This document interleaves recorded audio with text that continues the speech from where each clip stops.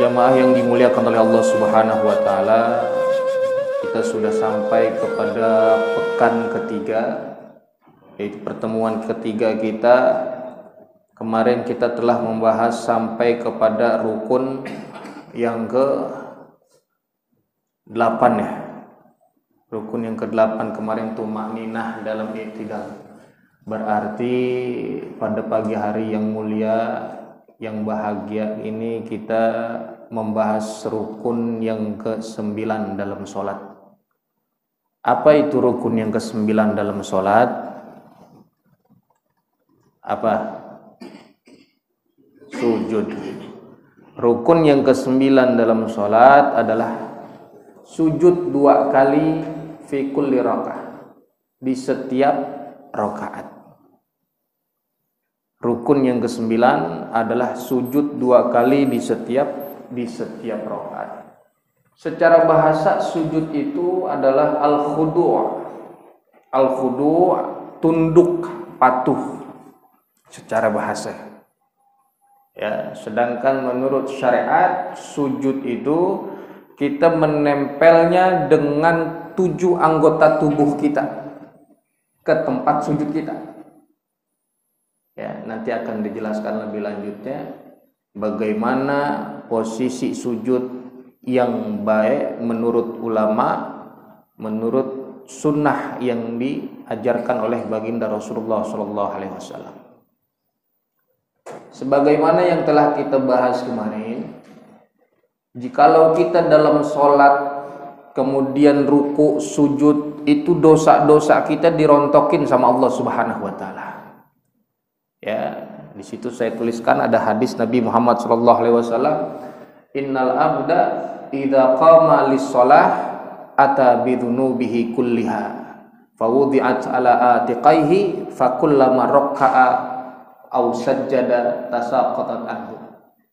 Ketika seorang hamba datang mendirikan sholat, maka semua dosa-dosanya didatengin dan diletakkan di 2 pundaknya, di atas kedua pundaknya. Maka fakullama raka'a, setiap dia ruku, au sajjada, atau setiap dia sujud, tasaqatat anhu, maka dosa-dosanya itu semua jatuh semua, rontok.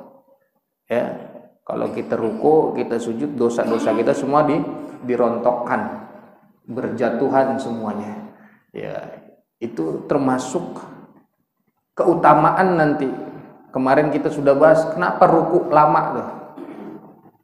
Ya, nanti sujud lebih lama lagi. Bahkan Al-Imam An-Nawawi mengatakan tatwilus sujud khairum ay afdal min tatwilir ruku'. Memanjangkan sujud, memperlama sujud itu lebih utama daripada memanjangkan atau memperlama ruku'. Faedahnya. Jadi sujud lebih lama lebih baik. Kenapa tadi tuh? Biar semua dosa-dosa kita berjatuhan. Manusia kan nggak luput dari dosa. Sekarang mah buka Facebook dikit aja, dosa bertumpuk di situ. Betul apa enggak? Niat kita mah enggak nyari dosa, enggak. Tok-tok lewat sekeliberan gitu lah. Dilihat dosa, enggak dilihat sayang katanya itu. Nah, kita belajar sekarang sujud. Sujud itu memiliki beberapa syarat tentunya. Ya, sujud memiliki beberapa syarat. Yang pertama, sujud itu kita meletakkan sebagian dahi kita di atas tempat sujud dengan kondisi dahi kita terbuka. Ya, meletakkan sebagian dahi di atas tempat sujud dengan kondisi sebagian dahi tersebut terbuka. Itu syarat yang pertama. Jadi di dahi kita nih tidak ada penghalang satu apapun. Tidak ada satu penghalang apapun antara dahi dengan tempat sujud. Jidat ini kita nih, dahi itu harus terbuka. Makanya sholat nggak boleh pakai helm. Nah, dahinya nggak kena tempat sujud. apalagi helmnya helm full face, nggak bisa. Peci aja kalau nutupin nggak bisa, karena terhalang nanti dahinya dengan tempat sujud. Nah, bagian dahi yang harus terkena ketika kita meletakkan untuk sujud itu bisa bagian atas atau bagian bawah. Yang nggak boleh bagian kanan kiri, nggak boleh. Sujudnya tengleng palanya. Lah ini kan masih masuk bagian dahi, tapi yang sunnahnya kenanya mau atas sama mau bawah gitu. Tapi kebanyakan orang nanti biasanya bawah. Ya, ntar ada kesunahan lainnya, kenapa kok bawah gitu. Jadi atas sama bawah. Yang kedua, syarat daripada sujud yaitu menekankan dahinya ke tempat sujud dengan cara memberatkan. Ya berarti kita harus nunduk kepala kita, menyungkur, nyusruk. Itu sujud begitu tuh. Dahinya harus ditekan. Sekiranya ada kapas di tempat sujud kita, kapas itu jadi kempes, busak, kempes. Tapi nggak perlu digosok-gosok biar jidatnya hitam. Nggak perlu digosok-gosok. Udah, yang penting ibarat kata tadi kempes tuh kapas atau busak, itu udah cukup. Jadi nggak bisa kalau sujud cuman kayak burung doang gitu, kayak burung matuk. Udah bangun lagi, Allahu Akbar, Allahu Akbar, Allahu Akbar, cuman sekedar nempel, nggak bisa. Harus ditekan. Bahkan posisi tubuh bagian atas harus lebih rendah. Artinya posisi tubuh bagian bawah kita, pantat, itu harus lebih tinggi daripada kepala. Posisi sujud yang baik, yang benar, posisi bagian bawah tubuh kita, pantat, itu harus lebih tinggi daripada kepala. Nyungsep, ngejungkel tuh posisinya. Jadi kalau sujud kita di tangga, sholat nggak kebagian, nggak sah sujudnya. Dia sholat tangga, pas lempengan sujud, palanya kan berarti lebih tinggi daripada pantatnya. Itu nggak sah, nggak bisa kayak begitu. Artinya palanya kita harus ada di bawah. Jelas tuh ya, kepala harus ada di bawah. Lain lagi kalau orang sujud, umpama lagi ada penyakit, kepalanya misalkan diperban, ya kan, habis kecelakaan, pas dia sujud semampunya, sekenanya, jangan ditekan. Tak kalau ditekan darahnya berceceran lagi kan gitu. Cukup sekenanya. Sujud semampunya, itu dalam keadaan darurat. Jadi sujud itu harus ditekankan dahinya, dan posisi tubuh bagian bawah pantat itu harus lebih tinggi daripada kepala. Jadi nggak tengkurap, ya, nonggeng gitu tuh. Iya, tengkurap begitu sujud, enggak, nonggeng dikit. Nah, paham sampai sini? Ntar kenapa harus nonggeng begitu? Ada faedahnya. Jadi sholat enggak sekedar cuma gerakan, tapi ada faedah dalam gerakan tersebut yang diajarkan oleh Rasulullah SAW. Lanjut syarat yang ketiga, meletakkan sebagian dari lutut kita kanan dan kiri. Ingat, ada kata sebagian. Jadi enggak semua dengkul kita kenain. Yang menempel dengan lantai tempat kita sholat. Jadi mau sholat di mana aja, misalkan di atas sejadah atau di atas kayu triplek, ya, di atas busa, itu yang kena sebagian dari lutut kanan atau kiri, kanan dan kiri, maaf. Ya, mau sebagiannya. Paham kan kalau bahasa sebagian? Jadi lutut kita yang kena mau di bagian atas apa mau di bagian bawah, itu dia. Yang penting bukan kanan sama kiri. Ya, dengkulnya. Yang keempat, meletakkan sebagian dari sisi dalam telapak kanan dan kiri. Dan yang kelima, meletakkan sebagian dari sisi dalam jari-jari kaki kanan dan kiri. Oke, yang nomor 4, meletakkan sebagian dari sisi dalam telapak kanan dan kiri. Nih, telapak kanan dan kiri. Jadi nggak bisa sholat sujudnya begini tangannya nih, nggak bisa, apalagi begini atau begini kayak tentara push up,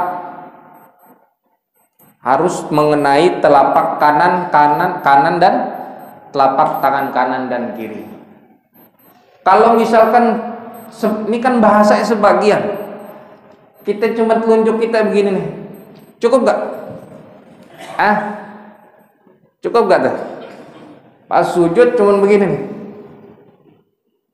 Dalam keadaan tertentu darurat, ketika telapak tangan sedang sakit, bisa begini. Karena bahasanya sebagian. Yang penting ada yang kena bagian dalamnya, bukan bagian luar, bukan bagian samping. Sujud Allahu Akbar, sini lagi sakit, boleh tuh begini. Nggak mesti dipaksain begini, cukup begini kena, karena bahasa sebagian. Kalau begini nggak kena, ini bukan dalam, ini samping. Apalagi begini, wah mau sujud pas bangun, waduh, petinju, sarungnya lupa dibuka gitu. Yang kelima, meletakkan sebagian dari sisi dalam jari-jari kaki kanan dan kiri. Jari-jarinya, ya, ntar kita coba praktek, ntar siapa ntar maju. Meletakkan sebagian dari sisi dalam jari-jari kaki, berarti ditekan, diangkat, jari-jarinya aja. Tapi kenapa di sini sebagian? Biasanya kelingking nggak bisa ngikut, ya, benar nggak? Nggak semua jarinya bisa ngikut, maka sebagian.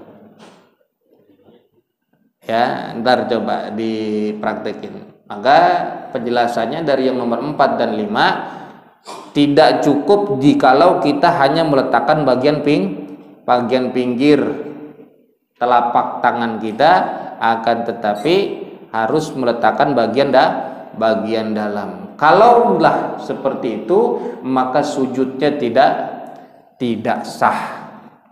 Diulang lagi sujudnya. Sholatnya tetap terus, tapi sujudnya nggak sah. Kalau didiemin, sholatnya batal. Gitu. Harus diulang sujudnya. Yang keenam, syarat daripada sujud, menyengaja untuk sujud saat menjatuhkan tubuh kita dari i'tidal. Jadi harus dibarengi juga ada niat untuk sujud. Kalau orang melakukan sujud ketika dari i'tidal karena kaget, tahu-tahu jatuh ke bawah, nggak dihitung sujud, dia harus balik lagi baru ngambil besertaan dengan menyengaja untuk sujud. Karena ada begitu orang ketika lagi i'tidal ditepok, tahu-tahu langsung kaget jatuh ke bawah untuk sujud. Nah, itu nggak dihitung sujudnya. Dia harus kembali lagi posisi semula, lalu bertakbir dan berniat untuk melakukan sujud. Itu. Jadi nggak sekedar kaget langsung itu, enggak. Kayak kemarin ruku, bangun ke i'tidal harus juga begitu. I'tidal juga harus disengaja. Begitupun sujud harus disengaja.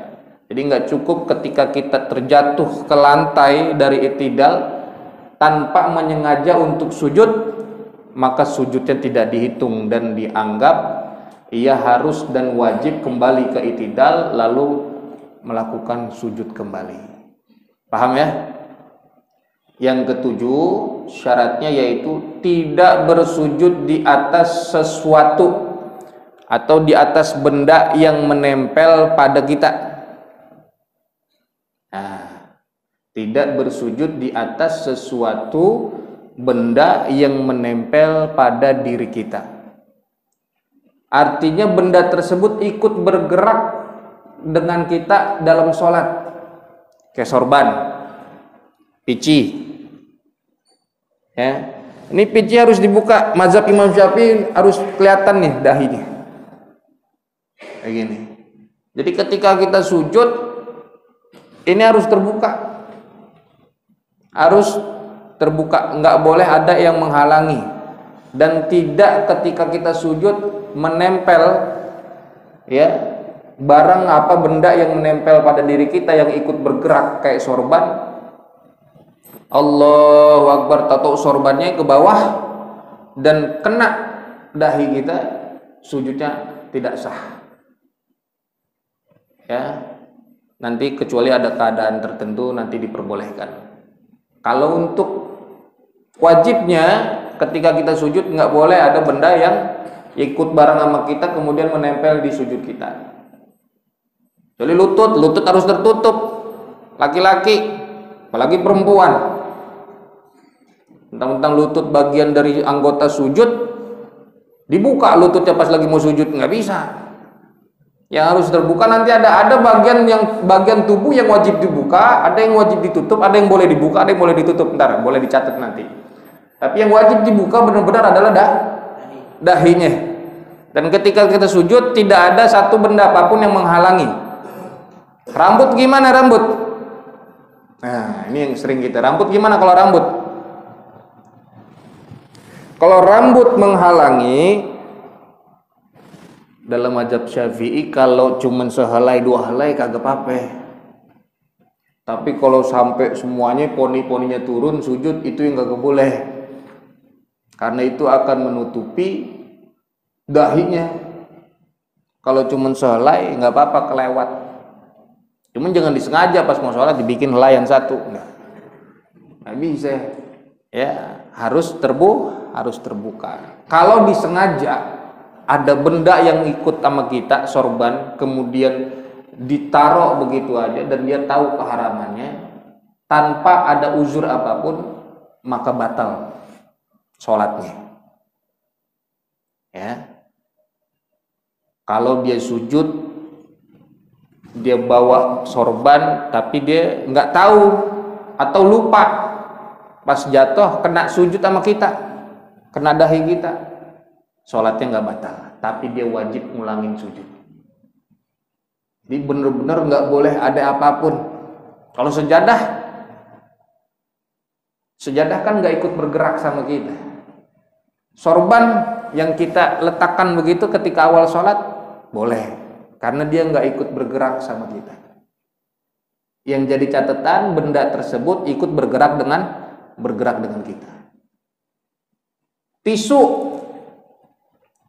kita taruh tisu pas sujud pertama, bangun dari sujud tisunya nempel. Pas kita ikut duduk di antara dua sujud, ini tisu nempel di jidat kita.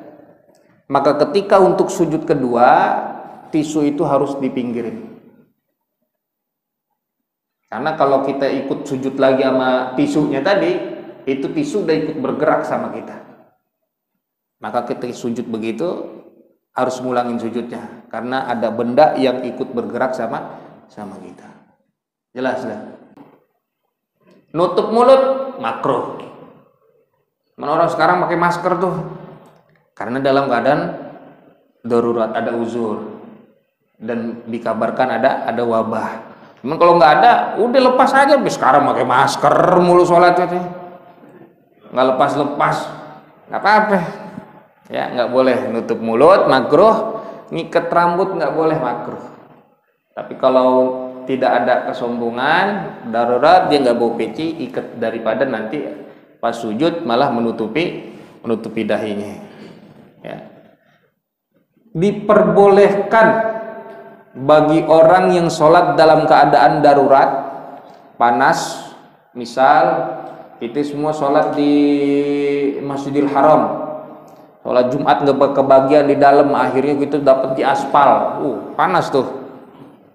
Pas lempengan sujud, boleh ketika kita pakai baju atau gamis, nah ini dipakai buat sujud, itu boleh dalam keadaan darurat. Pas sujud panas aspal, kalau kita paksain habis ini jidat, bener nggak? Dan ini boleh dipakai untuk sujud kalau dalam keadaan darurat. Tapi kalau nggak boleh, karena itu termasuk adalah benda yang dipakai atau benda yang menempel dengan kita dan ikut bergerak bersama kita. Kalau benda-benda yang nggak nempel, sejadah atau yang lain-lain, itu kan memang munfasil sifatnya, terpisah, jadi boleh ya, dan itu dihukumi sah. Jadi anggota sujud ada 7. 1, dahi, ya, kedua telapak tangan, 2, 3, sebagian kedua lutut, 4, 5, dan 2 bagian dalam atau perut jari-jari kaki kanan dan kiri kita. Jadi ada 7 anggota sujud. Ingat ya, menempelnya 7 anggota sujud kita, 7 anggota tubuh kita di tempat sujud. Itu pengertian sujud secara syariat. Yang tadi saya bilang, ada anggota sujud yang wajib dibuka. Ada anggota sujud yang wajib dibuka. Apa itu? Bagi lelaki dan perempuan, jidatnya, dahinya wajib terbuka. Maka perempuan pakai mukena, bilangin kita punya istri, punya anak, jidatnya wajib terbuka. Ini kan bagian wajah. Sampai mana bagian wajah? Sampai sini. Ini kebanyakan orang pakai mukena sekarang salahnya sampai sini. Ini bukan wajah, aurat bagi perempuan. Maka perempuan kalau pakai mukena yang benar sampai sini. Kalau ke dalam sini, ini aurat terbuka. Jelas Pak ya? Nanti sampaikan, karena tanggungannya kita, dosanya kita, orang laki. Ini sampaikan ke istri kita, pakai mukena yang wajah nih, kena nih dahi mulai dari sini, ya, sampai sini. Kalau makainya sampai sini, ini bagian ini terlihat, ini aurat bagi perempuan. Jelas ya. Kalau rambutnya tetap perempuan mah aurat, nggak boleh. Tapi kalau laki boleh, agak kesini ini kelihatan rambut dikit, nggak apa-apa. Yang penting bagian anggota tubuh atau anggota sujud yang wajib dibuka, yaitu adalah dahi atau kita bilang jidat. Anggota sujud yang wajib ditutup apa? Kedua lutut kita. Mau laki, perempuan, apalagi. Tuh lutut kanan kiri wajib ditutup.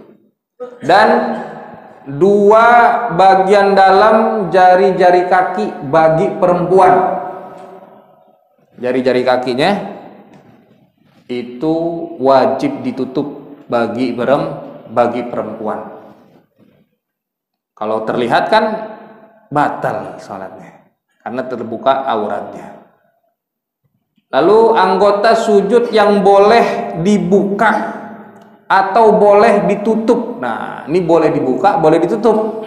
Kalau tadi anggota wajib dibuka, anggota wajib ditutup, ini anggota sujud yang boleh dibuka, boleh ditutup. Apa? 2 telapak tangan.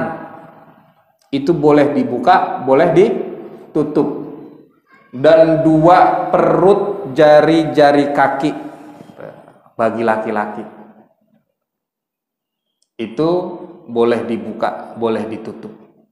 Begitupun telapak tangan, kalau memang kedinginan boleh ditutup. Nah, kalau perempuan memang harus ketutup malah. Nah, paham ya? Anggota sujud yang boleh dibuka, boleh ditutup, 2 telapak tangan dan 2 perut jari-jari kaki. Kemudian kita berlanjut Kalau tadi kita bahas kewajiban yang ada atau syarat daripada sujud, kita bahas sunnah yang ada dalam sujud. Satu, mengucapkan takbiratul intiqal, Allahu Akbar, mengucapkannya dibarengin bersamaan ketika awal bergeraknya kita untuk sujud. Dari i'tidal, Allahu Akbar, itu sunnahnya. Sunnahnya membarengin dengan awal bergeraknya kita dari i'tidal untuk sujud. Dan memanjangkan takbirnya sampai ke akhir tempat sujud. Allahu Akbar. Sunnah bagi seorang imam menjaharkan takbirnya agar dapat diketahui dan didengar oleh makmum.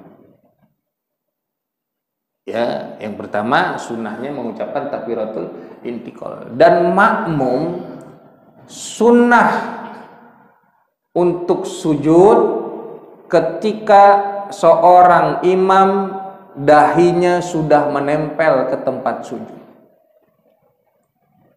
Maka makruh bagi seorang makmum yang membarengi takbir intiqalnya imam. Imam baru Allah, tapi makmum langsung bergerak Allah, ngebarengin, itu makruh. Maka tunggu imam nyampe tempat sujud baru kita sujud. Itu jamaah namanya. Kalau mau balap imam, mendingan ente yang maju jadi imam. Ya, jadi imam saingan, imam tandingan gitu. Ya. Sunnah yang kedua, mengawali dengan meletakkan kedua lutut. Ada di situ, mengawali dengan meletakkan kedua lutut yang terpisah dengan jarak 1 jengkal. Lalu disusul dengan kedua telapak tangan sejajar sama pundak, dan kedua lengan diangkat dari tanah atau tempat sholat kita, lalu meletakkan kening bersama hidung bersamaan. Jelas ya? Pertama yang jatuh duluan adalah lutut, habis itu telapak tangan. Ini ngangkat, nggak boleh jatuh ke tanah. Dan ada kalau bagi laki agak berpisah jarak dikit dari badan. Kalau perempuan boleh nempel rapet. Ya. Dan meletakkan dahi bersamaan dengan dengan hidung. Meletakkan dahi bersamaan dengan hidung. Coba contoh nih, contoh. Siapa? Maju. Ustaz Fuada. Ini. Maju, ayo maju. Contoh untuk meletakkannya bersamaan. Pak Bowo mana Pak Bowo? Ada? Pak Bowo. Ayo, favorit saya Pak Bowo nih. Enggak ada pemain cadangan di sini mah. Madep ke sana ya. Madep ke sana, maafin. Coba ayo. Ini dari posisi i'tidal untuk melakukan sujud. Allahu Akbar, coba sujud. Nah, dengkul duluan yang jatuh, tangan, iya, baru jidat sama hidung bersamaan, nempel. Nah, ini ada jarak nih, minimal sejengkal. Jarak ini nggak boleh dirapetin begini, tapi ada jarak. Begitupun kaki bagian belakang. Nih, bagian belakang ini, maafin. Coba sekarang madep ke sana Pak. Ditekuk. Nah, ini agak diangkat sedikit dan ini ada jarak, ini nggak boleh rapet. Coba Bapak sujud aja Bapak, nggak hilang kok kakinya, dilihat ke belakang juga. Nah, ini lurus, ya, maafin, geser dikit. Ini geser dikit. Neng, ini jarak, coba Pak, maafin Pak, coba dulu Pak. Nah, ini ada jarak, ini nggak boleh rapet, kaki kanan sama kaki kiri nggak boleh dirapetin. Ya. Jadi nggak boleh rapat begini nih. Nah, gini nggak boleh. Yang benar ini ada jarak. Sunnahnya, ya, ada tafrid, ada jarak. Katanya takut Pak aurat ini katanya kelihatan. Enggak ada. Aurat itu terlihat dari atas, dari depan, kanan, kiri, belakang. Kalau dari bawah nggak apa-apa kelihatan. Siapa juga yang mau ngeliatin dari bawah aurat kita? Jelas, sudah Pak, bangun Pak, ntar sujud kelamaan puyeng. Jadi begitu ya.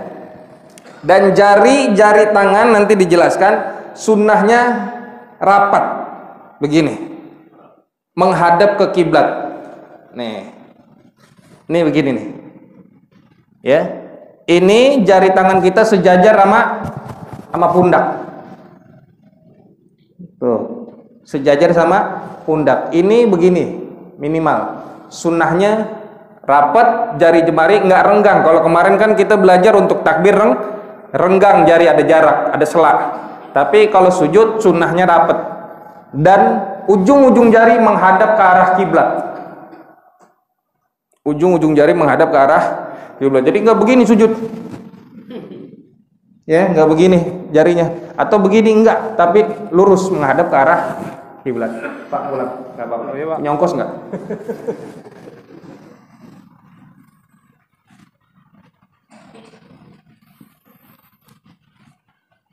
Ya, jadi mengawali dengan meletakkan kedua lutut dulu, kemudian telapak tangan sejajar sama pundak dan ini diangkat, nggak boleh nyentuh nggak nyentuh dengan tanah. Meletakkan jidat bersamaan dengan hidung, bareng sunnahnya.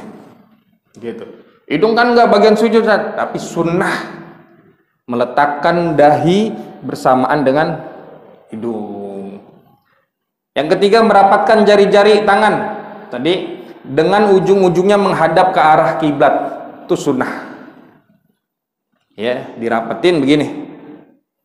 Dan merenggangkan kedua kaki dengan jarak 1 jengkal. Menegakkan keduanya dengan menghadapkan jari-jari kakinya juga tadi menghadap ke arah kiblat. Kenapa jari-jari kaki harus diangkat begitu? Karena nanti tujuannya adalah menghadapkan bagian anggota tubuh yang bawah ke arah kiblat. Ya, jadi enggak kemudian jari-jarinya di begini tuh kayak orang berenang tuh.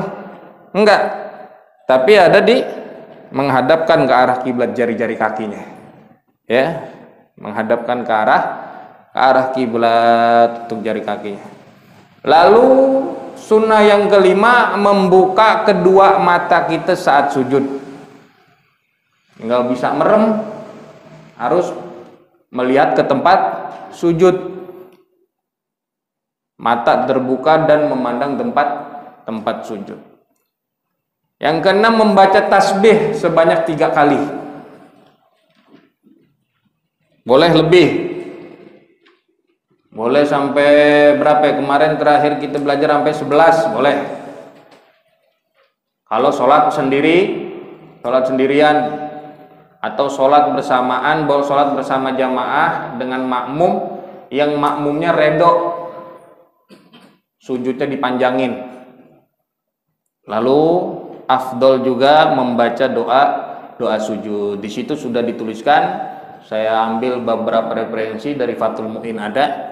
Ya, dari kitab yang lain termasuk itu ada doa sujud, Allahumma laka sajadtu wa bika amantu wa laka aslamtu sajjadu wajhi lilladzi khalaqahu wa sawwarahu wa syaqqa samahu wa basarahu tabarakallahu ahsanul khaliqin. Itu ada lagi, Allahumma inni a'udzu biridhaka min sakhatik wa bi mu'afatika min ukhubatik wa a'udzu bika minka la usitanan alaik anta kama athnaita ala nafsik. Atau yang lebih banyak sering dibaca, Allahumma gfirli dhanbi kullahu diqqahu wa jillahu wa awwalahu wa akhirahu wa alaniyatahu wa sirrahu. Itu doa sujud. Memperlama sujud lebih utama dibanding memperlama ruku. Tatwilus sujud afdalu min tatwilir ruku. Itu yang dikatakan Al-Imam An-Nawawi rahimahullahu ta'ala. Jelas sampai sini Pak? Sujud kita, belajar sujud. Bangunnya gimana kalau bangun dari sujud? Sunnahnya Nih, kalau bangun dari sujud sunnahnya kita posisi sujud begini tadi. Allah. Nih. Allahu Akbar. Nah, jelas. Ini begini tuh. Tangan kanan. Iya, tangan kanan tuh. Ya kalau nggak pakai begitu ntar Allah ngecengkang Pak ke belakang. Maka ini sebagai tumpuan, itu sunnahnya. Kalau bangun dari rokaat pertama atau rokaat ketiga nanti ada kesunahan selanjutnya, yaitu jalsatul istirahat atau duduk istirahat.